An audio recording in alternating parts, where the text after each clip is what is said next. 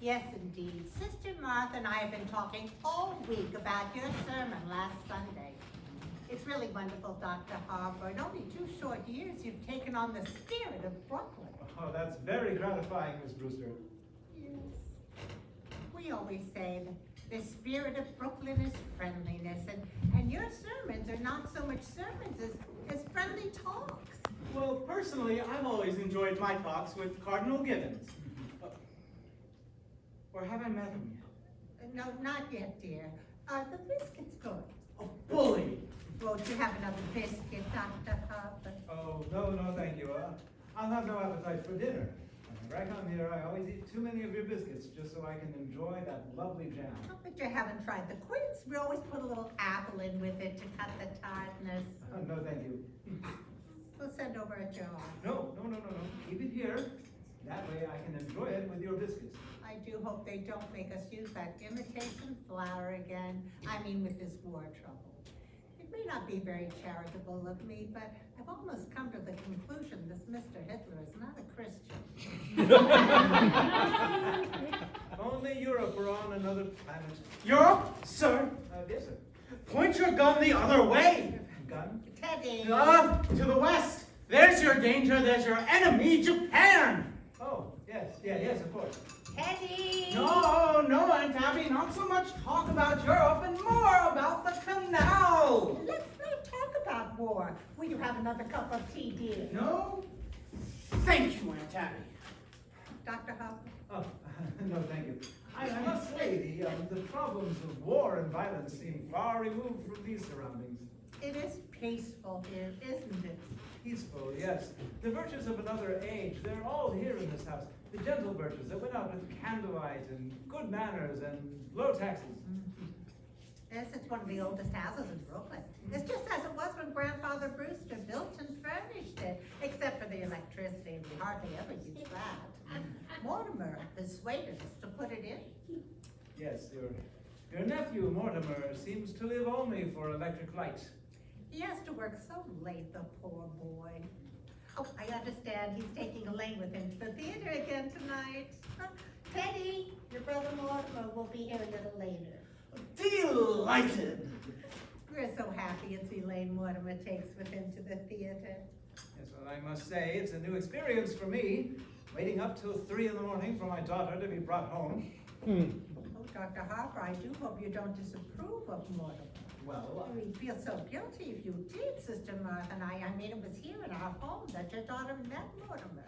of course, Miss Abby, and so let me say right now that I believe Mortimer to be a fine gentleman. But I must admit that I have been watching the increasing intimacy between him and my daughter with some trepidation, and for one reason, Miss Abby. It's his stomach, Dr. Harper. Stomach? His dyspepsia. He's bothered by it so, poor boy. No, Miss Abby. I'll be frank with you. It's his unfortunate connection with the theater. The theater? Oh, no. Dr. Harper, Mortimer writes for a New York newspaper. Yes, but a dramatic critic is in constant contact with the theater. And I've no doubt that some of them become accustomed to it. Well, not Mortimer. You need have no fear of that. Mortimer hates the theater. Really? Oh, yes.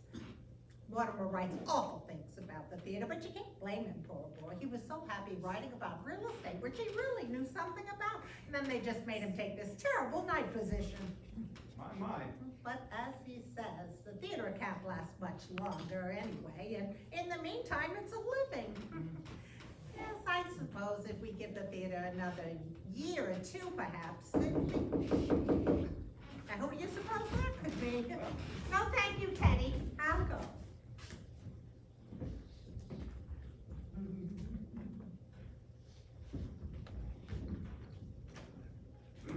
Oh, dear Mr. Crowley. Hello, Miss Brewster. Hi, Mr. Klein. Oh, very well, Miss Brewster.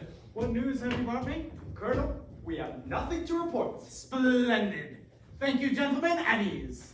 You know Dr. Harper. Oh, sure. How you doing, Dr. Harper? We just come for the toys for the Christmas fund. Oh, yes. Oh, that is splendid work you men do, putting together discarded toys so the young people can have a happier Christmas. Well, it gives us something to do down at the station. You get tired of playing cards after a while, and pretty soon you start cleaning your gun. Next thing you know, you shot yourself in the foot. Teddy, go upstairs and get that big box out of your Aunt Martha's room. How is Mrs. Brophy today? Mrs. Brophy's been quite ill, Dr. Harper. Pneumonia. Oh, I'm sorry to hear that.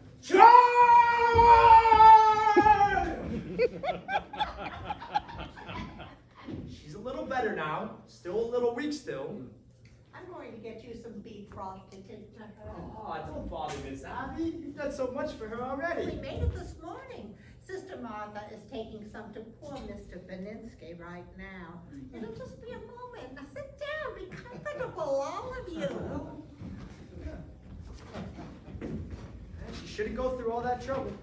Listen, try and stop her or her sister from doing something nice, and for nothing.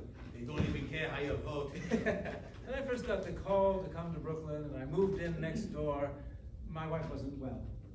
When she died, and for months before, well, I know what pure kindness and absolute generosity are, it's because I've known the Brewster sisters.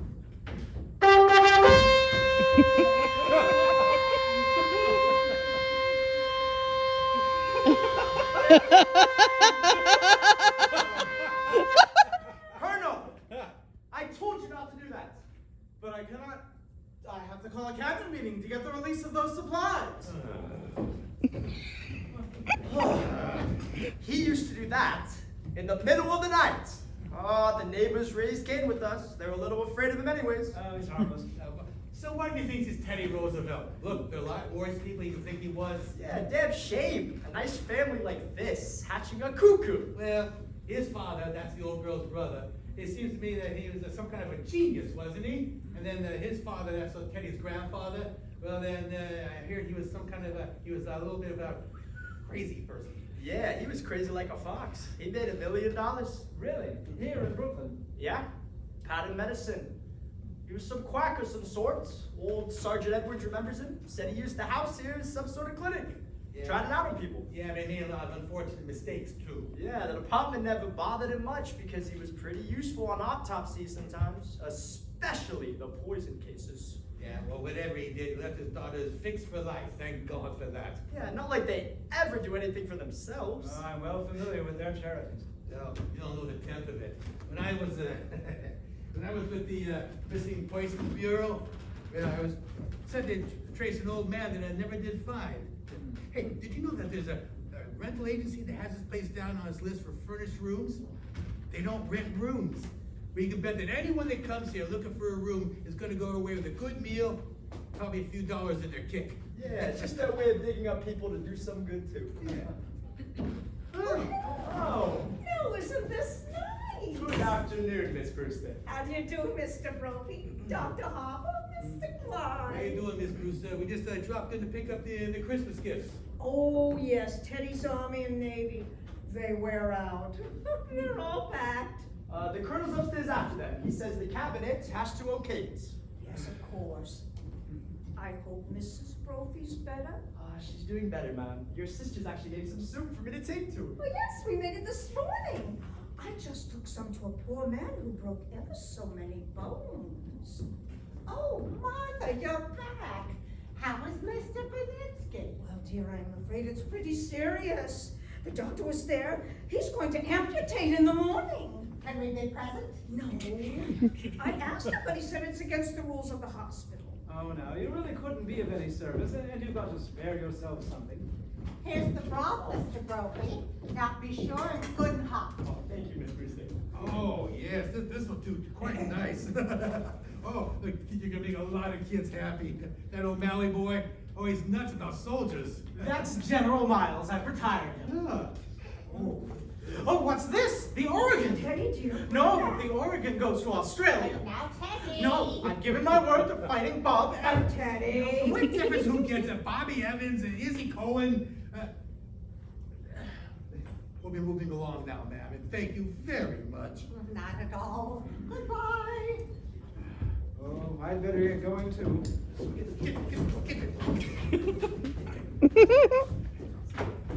Oh, before you go,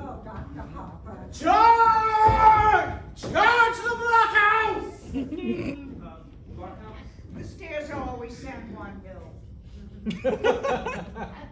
Have you ever tried to persuade him that he wasn't Teddy Roosevelt? Oh no, he's so happy being Teddy Roosevelt. Once, a long time ago, remember, Martha? We thought if he would be George Washington, it would be a change for him. But he stayed under his bed for days and just wouldn't be anybody. And we'd so much rather he be Mr. Roosevelt than nobody. Well, as long as he's happy. And more important, you're happy. You will see that he signs these. What are they? Oh, Dr. Harper's made all arrangements for Teddy to go to Happydale Sanitarium after we pass on. But why should Teddy sign any papers now? It's better to have it all sorted. If the Lord should take you both suddenly, we might have some trouble persuading Teddy to commit himself, and that could lead to an unpleasant legal situation. Mr. Witherspoon knows to keep those on file until they're needed. Mr. Witherspoon, who's he? He's the superintendent of Happydale. Dr. Harper's made arrangements for him to drop in tomorrow or next day to meet Teddy. Well, I'd better get back, otherwise Elaine will come here looking for me. Give our love to Elaine. Oh, yes, of course.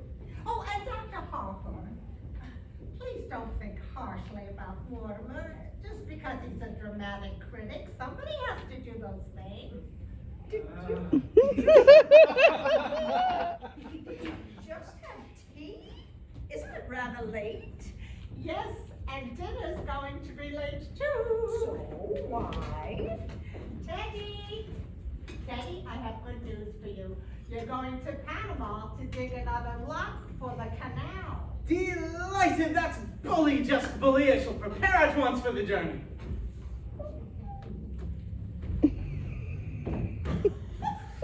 I was out. Yes, dear. Well, I couldn't wait for you. I didn't know when you'd be back, and Dr. Harper was coming. You're all by Oh, yourself? I got along fine. Well, I'll run downstairs and look. Oh, no, dear, no. There wasn't time, and I was all alone. Well, Martha, just look in that window seat.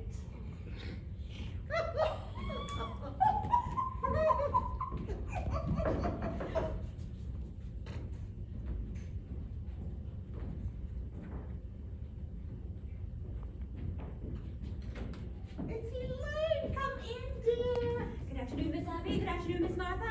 I thought Father was here. he just isn't up. Didn't you meet him? Oh no, I took the shortcut to the cemetery. Mortimer hasn't arrived yet. No, dear.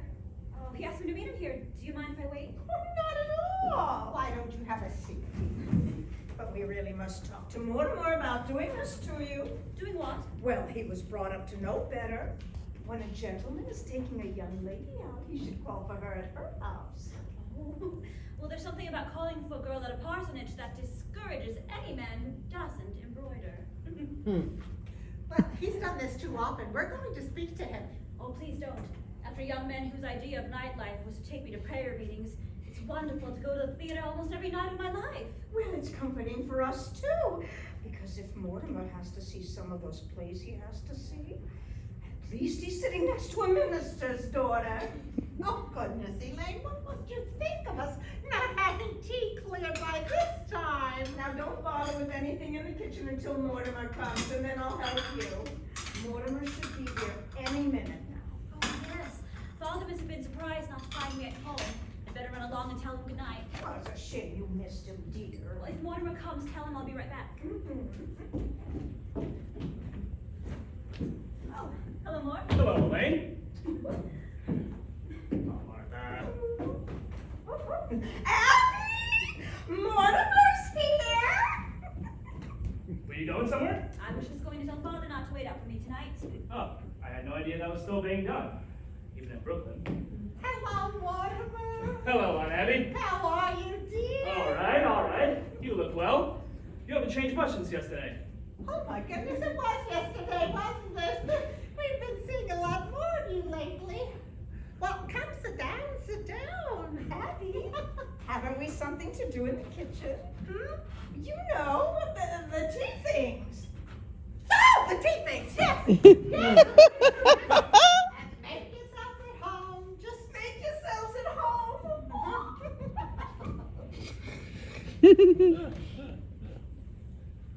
Well, can't you take a hint? No, No, that was pretty obvious. A lack of inventiveness, I should say. Yes, that's exactly what you'd say. Where do you want to go for dinner? I don't care, I'm not very hungry. Well, I just had breakfast. I suppose we wait until after the show? But that'll make it pretty late, won't it? Not with a little stinker we're seeing tonight. From what I've heard about it, we'll be at Blaze by 10 o'clock. You really ought to be fair to these plays. Are these plays fair to me? I've never seen you walk out on a musical. That musical isn't opening tonight. No. Darling, you're gonna have to learn the rules, okay? The musical, there are always 4 changes of title and 3 postponements. They liked it in New Haven, but it needs a lot of work. I was hoping it was a musical. You have such a light mind. Not at all. Musicals somehow have a humanizing effect on you. After a play, we join the proletariat on the subway and you lecture me on the drama. After a musical, you bring me home in a taxi and you make a few passes. Now, darling, wait a minute. That's a very inaccurate piece of report. Oh, I will admit after the Bearham play, you told me I had authentic beauty. And that's a hell of a thing to say to a girl. It wasn't until after our first musical you told me I had nice legs. And I do, too. You know, for a minister's daughter, you sure know a lot about life. Where'd you learn it? The choir loft. I'll have to explain that to you sometime, darling. The close connection between eroticism and religion. Religion never gets as high as the choir loft. Oh, which reminds me, I'd better tell Father not to wait up for me tonight. I've never been able to rationalize it. What? I'm falling in love with a girl who lives in Brooklyn. Falling in love. You're not stooping to the articulate, are you? The only way I can regain my self-respect is to keep you in New York. Did you say keep?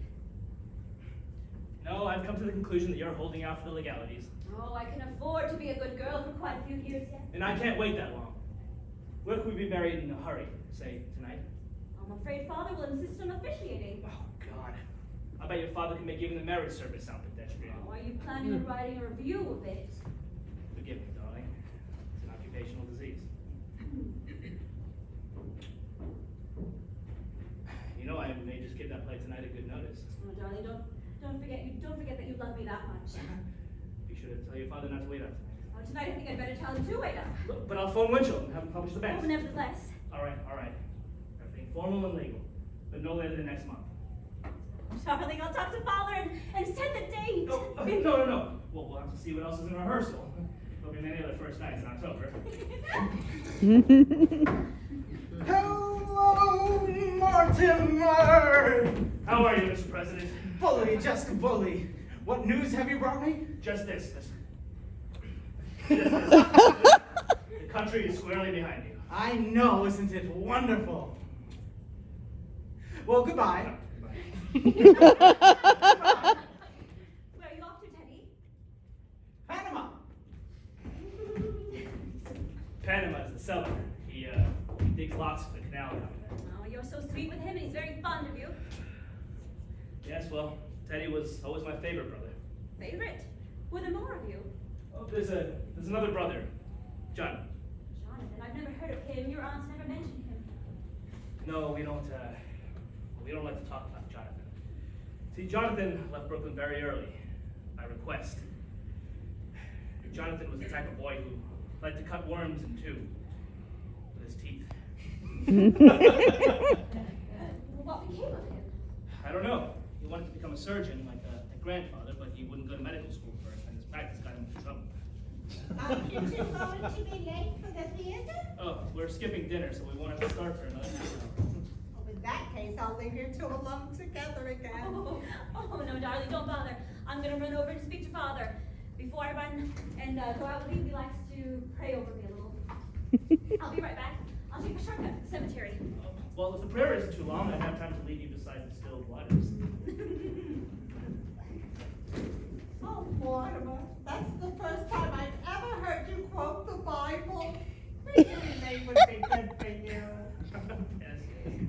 Oh, by the way, I'm gonna marry her. What? Oh, we have the most wonderful news for you. Mortimer and Dane are going to be married. We hoped it would happen just this way. Really, Elaine must be the happiest girl in the world. Happy?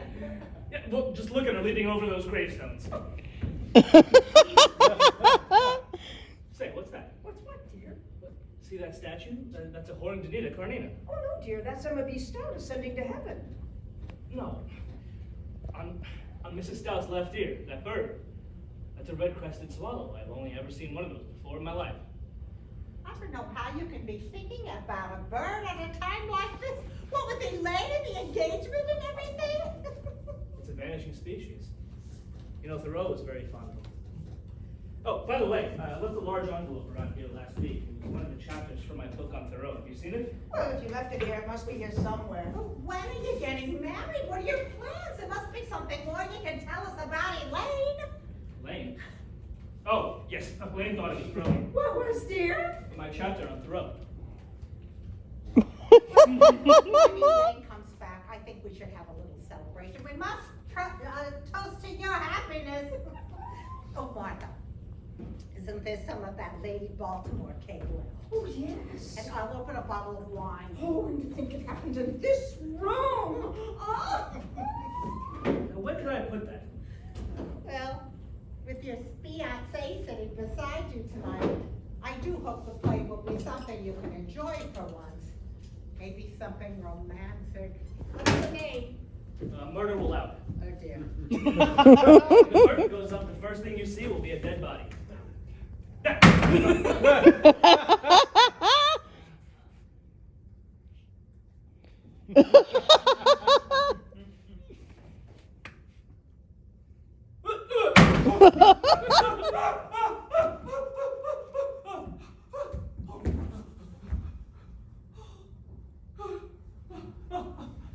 Unhappy! Unhappy! Yes, dear. You were gonna make plans for Teddy to go to the sanitarium, Happydale? Oh, yes. All the arrangements have been made. Dr. Harper was here today and brought the papers for Teddy to sign. Here they are. He's gonna sign them right away. That's what Dr. Harper thinks. That way there won't be any legal problems after we pass on. He has to sign them right now, right this minute. He's down in the cellar. Get him up here right away. There's no such hurry as that. No. When Teddy's working on the canal, you can't get his mind on anything else. Teddy has to go to Happydale now, tonight. Oh, no, dear, that's not until after we're gone. Right away, I tell you. Right away. Mortimer, how can you say such a thing? Why, as long as we're alive, we'll never be separated from Teddy. Look, darlings, I'm frightfully sorry, but I've got some shocking news for you. Now, we've all got to keep our heads about this, okay? Like, I know we've all sort of humored Teddy in the past because we thought he was harmless. He is harmless. He was harmless. Okay, that's why he has to go to Happydale. That's why he has to be confined. Mortimer, why have you suddenly turned against Teddy, your own brother? Okay, you've got to know sometime. I suppose it might as well be now. Look, Teddy's killed a man. Nonsense, dear. There's a body in the window seat. Yes, we know, dear. You know. Of course, dear, but it has nothing to do with Teddy. Now, Mortimer, just forget all about it. Forget you ever saw the gentleman. Forget? Well, we never dreamed you'd peek. But who is he? Mr. Hoskins. Adam Hoskins. That's really all I know about him. Oh, except he was a Methodist. That's all you know about him? But I mean, where did he come from? What happened to him? He died. And Martha, men don't just get into window seats and die. No, he died first. But how? Mortimer, don't be so inquisitive. The gentleman died because he drank some wine with poison in it. How did poison get into the wine? We put it in wine because it's less noticeable. When it's in tea, it has a distinct odor. You put it in the wine? Yes, and then I put Mr. Hoskins in the window seat because Dr. Harper was coming over. Oh, so you knew what you'd done. You didn't want Dr. Harper to see the body. Well, not in tea, dear. That wouldn't be very nice. Now, the whole thing, now, just forget about it. I really do think that Martha and I have the right to our own little secrets. Don't you tell Elaine. Oh, Abby, while I was out, I dropped in on Mrs. Schultz. She's doing much better. But she'd like us to take Junior to the movies again. We must do that tomorrow or next day. Only this time we're going where we want to go. Junior's not going to drag me into another one of those scary pictures. They shouldn't be allowed to make pictures, just to frighten people.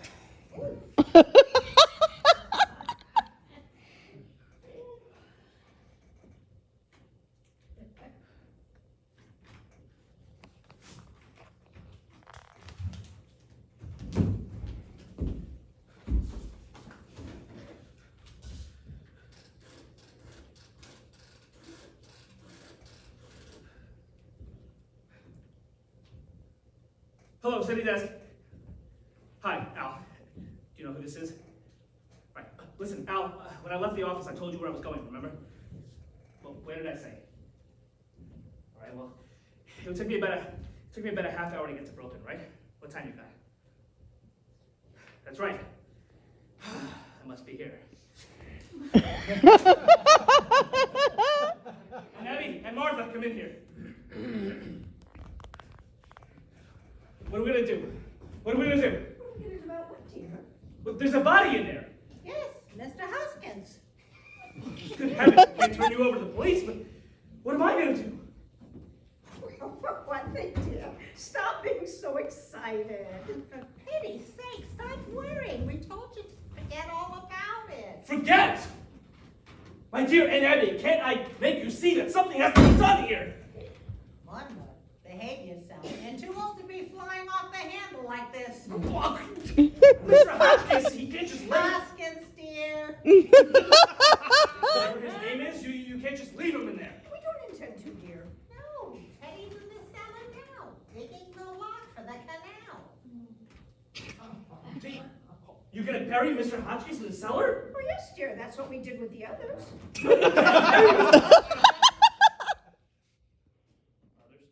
And a gentleman. Okay, well, when you say others, you mean others, like more than one others? Oh, yes, dear. Let me see. This is 11, isn't it, Abby? This makes 12. Oh, I think you're wrong, Abby. This is only 11. Oh, no, dear, because I remember when Mr. Hoskins first came in, it occurred to me that he'd been just an even dozen. You really shouldn't count the first one. Well, I didn't count the first one, so that makes 12. Hello?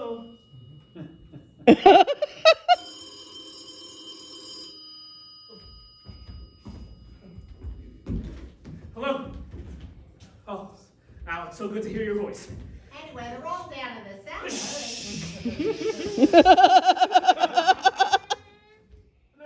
No, Al, I'm still dressed Lark, okay? Look, I just called you because I was feeling a little Pirandello. Pirandello? You know what? You wouldn't understand. I'm glad you called, okay? I need you to get a hold of George. He's got to cover the play tonight. I can't make it. No, Al, you're wrong, okay? George has got to cover the play tonight, okay? It's my department. I'm running it, Al. Now get a hold of George. All right. Now, where were we? Wait, 12? Yes, Abby thinks we ought to count the first one, and that makes 12. All right. All right. Okay. Now, all right. Who was the first one? Mr. Midgley. He was a Baptist.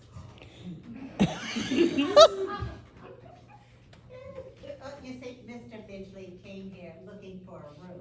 It was right after you moved to New York. And it's such a shame. It just wasn't time for that lovely room to be going to waste when there were so many people who needed it. Oh, he was such a lonely old man. All his kith and kin were dead, and it left him feeling so forlorn and unhappy. Oh, we feel so sorry for him. Then when his heart attack came, and he sat dead in that chair. Looking so peaceful and well, right then and there, we decided if we could help other lonely old gentlemen to that same peace, we would. He dropped dead in that chair? Well, how awful for you. Dear, why, it was rather like old times. Your grandfather used to always have a cadaver or two around the house. You see, Teddy had been digging in Panama, and he thought Mr. Midgley was a yellow fever victim. That meant he needed to be buried immediately. So we all took him down to Panama and put him in the lock. Now that's why we told you not to worry about it, because we know exactly what's to be done. So that's how this all started. By that man just randomly walking in here and dropping dead? Well, we knew we couldn't depend on that happening again, so. You remember those jars of poison that have been up on the shelves in Grandfather's laboratory all these years? And you know your Aunt Martha's knack for mixing things. You'll make enough of her piccalilli. Well, dear, for 1 gallon of elderberry wine, I take a teaspoon of arsenic, then add a half a teaspoon of strychnine, and then just a pinch of cyanide. Should have quite a kick. As a matter of fact, one of our gentlemen found time to say how delicious. Well, I'll have to get things started in the kitchen. I wish you could stay for dinner. I'm trying out a new recipe. Couldn't eat a thing. I'll come and help you, dear. I feel so much better now. Oh, you have to wait for Elaine, don't you? How happy you must be. Well, dear, I'll leave you alone with your thoughts.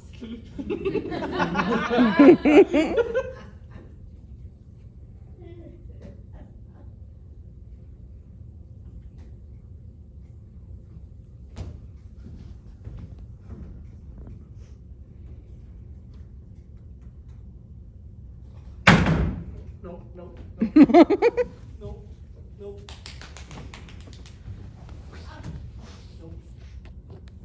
Nope. Yeah.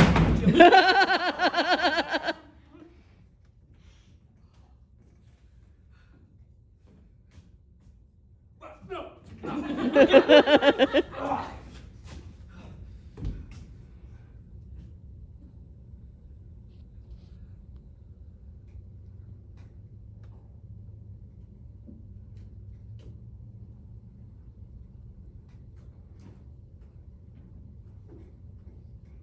Oh, it's you. Oh, don't be cross, darling. Father could see I was excited, so it made it hard for me to get away. But listen, darling, he's not going to wait up for me tonight. Look, Elaine, you've got to go home, okay? I'll call you tomorrow. Tomorrow? You know I always call you every day or two.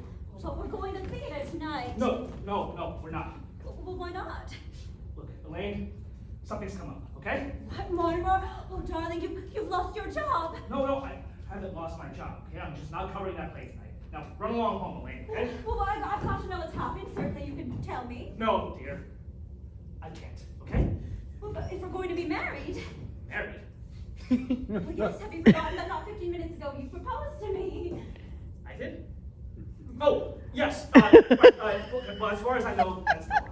Now, run along home, okay? That's going to be very important to do. Well, you can't approach me 1 minute and throw me out of the house the next. I'm not throwing you out of the house, darling. Will you get the hell out of here? No, I won't get out of here, not until I've had some kind of explanation. Look, Elaine. No, Elaine. Elaine, just. Elaine.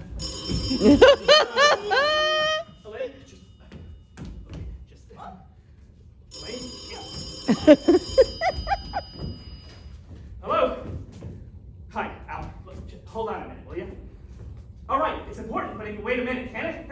Hold on. Look, Elaine, you're a sweet girl, and I love you. But I've got something on my mind right now, and I want you to go home and wait until I call you. Don't try to be masterful. When we're married, and I have problems to face, I hope you're less tedious and uninspired. When we're married, if we're married, I hope I find you adequate.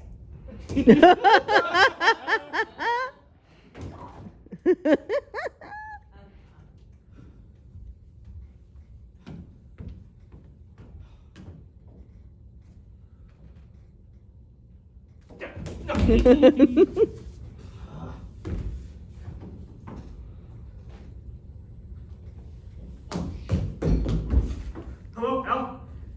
Hello? Hello, Al? How do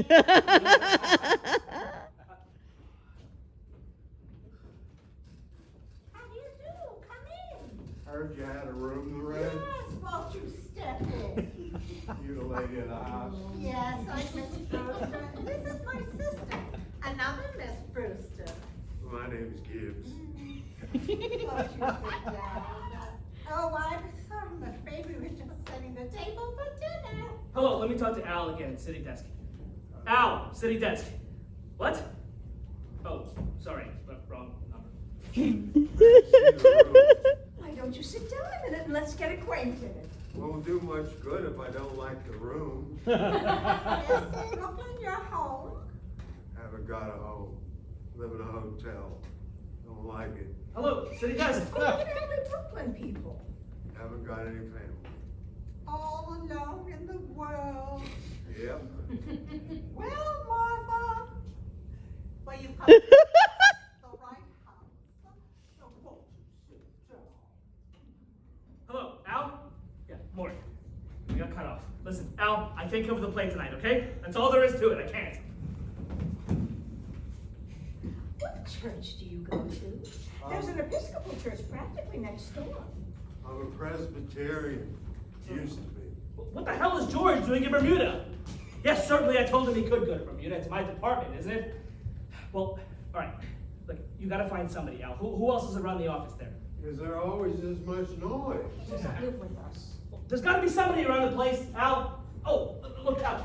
How about the office boy? Yeah, the bright one, the one we don't like. Well, have a look around. I'll hold on. I'd really like to see the room. It's upstairs. Won't you have a glass of our wine before we start up? Never touch it. We make this ourselves. It's elderberry wine. Elderberry wine? Haven't had that since I was a boy. Thank you. Well, there must be some printers around. Look, Al, the fellow who sets my copy, he ought to know about what I write. His name is Joe. He's the third machine from the left. And Al, you know, he might end up being another Burns Mantle. You have your own elderberry bushes. No, but the cemetery is full of them. No, I'm not. But I'll tell you what, I'm going to start right now. They serve meals. We might, but first see whether you like our wine.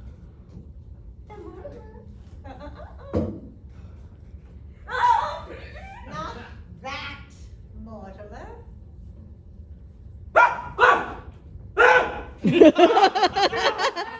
Get out! Get out of this house! Are you insane? Do you want to be killed? Get the hell out of this house! And don't come back! Spoiled everything. You can't do things like that. I don't know how to explain this to you. Okay, it's not only against the law, it's wrong. It's not a nice thing to do. People wouldn't understand. He wouldn't understand. Abby, I don't think we should have told Mortimer. What I mean is, well, this has developed into a very bad habit. Mortimer, we don't try to stop you from doing things you like to do. I don't see why you should interfere with us.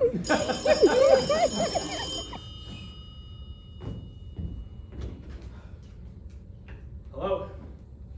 All right, look, I'll see the first act and I'll pan the hell out of it. But Al, look, I need you to do something for me, okay?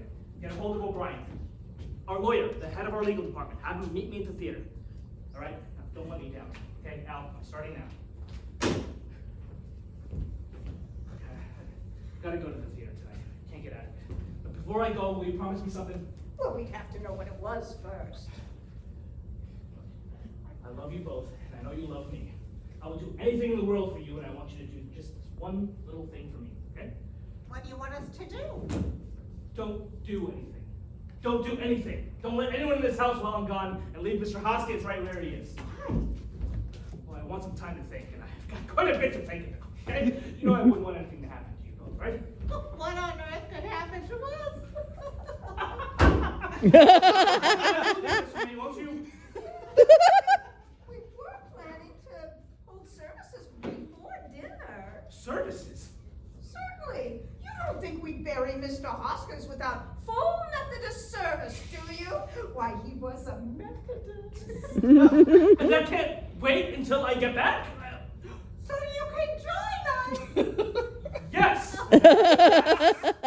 Mortimer, you're going to so enjoy the services, especially the hymns.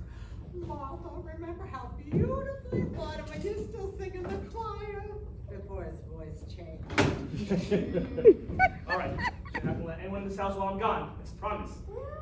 Well, I think we can do that, Martha, now that Mortimer's cooperating with us.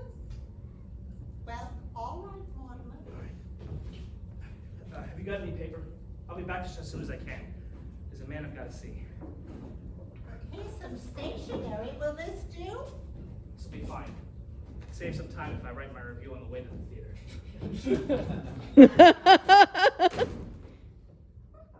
Mortimer didn't seem quite himself today. I think it's only natural, and I think I know why. Why? Well, he's just become engaged to be married. I suppose any man would be nervous with that. I'm so happy for Elaine. And their honeymoon ought to give Mortimer a real vacation. I don't think he got much rest this summer. At least he's not kiting off to China or Spain. I never could understand why he wanted to go to those places. Well, I think for Mortimer, the theaters always seem pretty small potatoes. He needs something bigger to criticize, something like the human race. If Mortimer's coming back for the services for Mr. Hoskins, we'll need another hymnal. There's one in my room. Martha, it is my turn to read the services, but since you weren't here when Mr. Hoskins came, I want you to do it. That's very nice of you, dear. Are you sure you want me to? Oh, it's only fair. Well, I think I'll wear my black bombazine and Mother's old brooch. How do you suppose that could be? I'll go. We promised Mortimer we wouldn't let anyone in. Go on in. Wait a minute, I'll look. It's two men and I've never seen them before. Are you sure? There's a car at the curb. They must have come in there. Let me look. Do you recognize them? They're strangers to me. We'll just have to pretend we're not at home.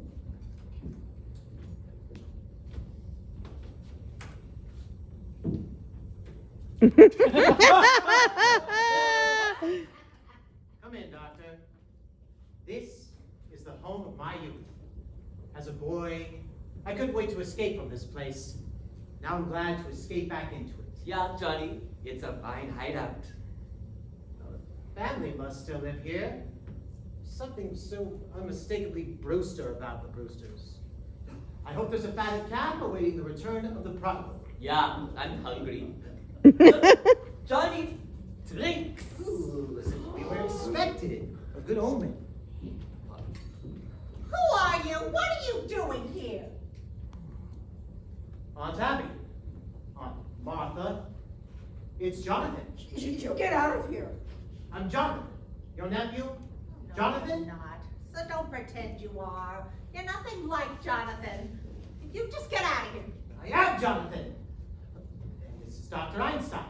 And he's not Dr. Einstein either. Not Dr. Albert Einstein. Dr. Herman Einstein. Who are you? You're not our nephew. I see you're still wearing the lovely garnet ring that Grandma Brewster got in England. And you, Aunt Martha, still the high collar? Hide the scar where grandfather's acid burned you? His voice is like Jonathan's. Have you been in an accident? No!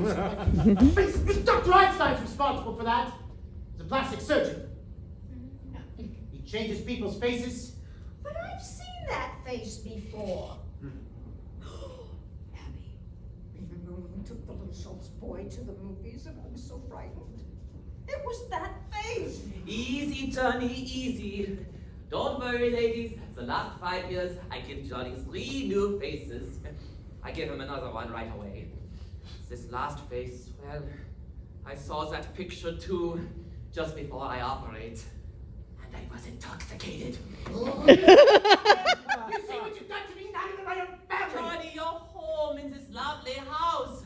How often he tells me about Brooklyn, about this nice house, about his aunts that he loves so much.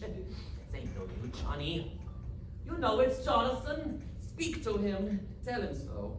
Well, Jonathan, it's been a long time. What have you been doing all these years? Yes, Jonathan, where have you been? Oh, England, South Africa, Australia. The last 5 years, Chicago. Dr. Einstein and I were in business there together. We were in Chicago for the World's Fair. Yes, we found Chicago awfully warm. Yeah, it got hot for us too. Well, it's wonderful to be in Brooklyn again. And you, Abby, Martha, you don't look a day older. Just as I remember you. Sweet, charming, hospitable. And dear Teddy, did he get into politics? My little brother doctor was determined to become president. Teddy's just fine. He's fine. And Mortimer's well. I know about Mortimer. I've seen his picture at the head of his columns. Evidently, he's fulfilled all the promise of his early, nasty nature. We're very fond of Mortimer. Well, Jonathan, it's very nice to have seen you again. Oh, bless you, Aunt Martha. It's good to be home again. Well, Martha, we mustn't let what's on the stove boil over. Oh, yes. If you'll excuse us for a minute, Jonathan. Unless you're in a hurry to go someplace.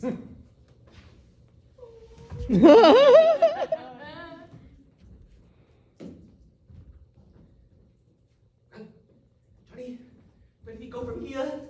We gotta think fast. The police have got pictures of that face. I gotta operate on you right away. We gotta find some place for that. And we gotta find a place for Mr. Spinalzo, too. Don't waste any worry on that rat. But Johnny, we got a hot stiff on our hands. Forget Mr. Spinalzo. But you can't leave a dead body in the rumble seat. Killed him, Johnny. He's a nice fella. He gives us a lift, and what happens? You said I look like Boris Karloff.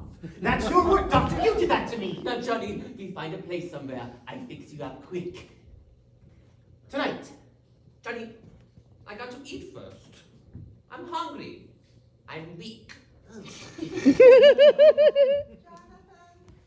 we're so glad you remembered us. And you took the trouble to come in and say hello, but you were never happy in this house, and we were never happy while you were in it. So we're just coming to say goodbye. Aunt Abby, I can't say I'm surprised at your feelings towards me.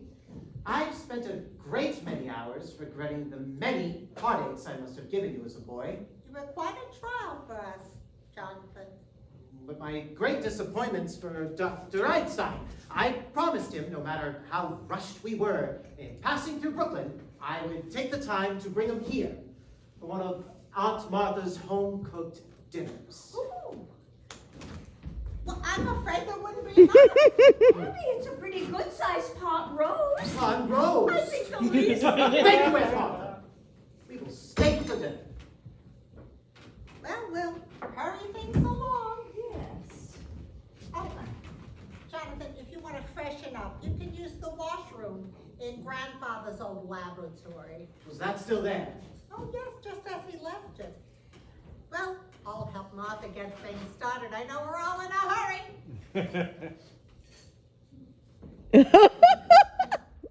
Well, we get a meal anyway. Ugh, Grandfather's laboratory. And just as it was, Doctor, a perfect operating room. Too bad we can't use it. Why, you finished with me? We could make a fortune here. Grandfather's laboratory, the large ward in the attic, 10 beds, Doctor, in Brooklyn is crying for your talents. I woke yourself up, Johnny. Anyway, from Brooklyn, I think we're a year too late. You don't know this town, Doctor. Practically everyone in Brooklyn needs a new face. But so many of the old faces are locked up. Very small percentage. And the boys in Brooklyn are famous for paying generously to stay out of jail. Take it easy, Johnny. Your aunts, they don't want us here. We're here for dinner, aren't we? Yeah, but after dinner? Well, leave it to me, Doctor. I'll handle it. This house will be our headquarters for years. Oh, that would be beautiful, Johnny.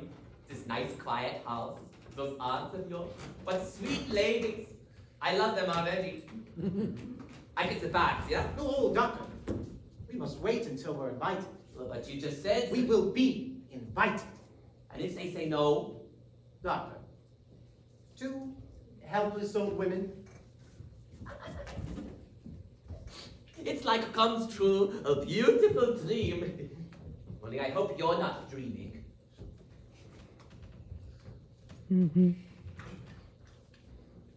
It's so peaceful. Yes, that's what makes this house so perfect for us. It's so peaceful.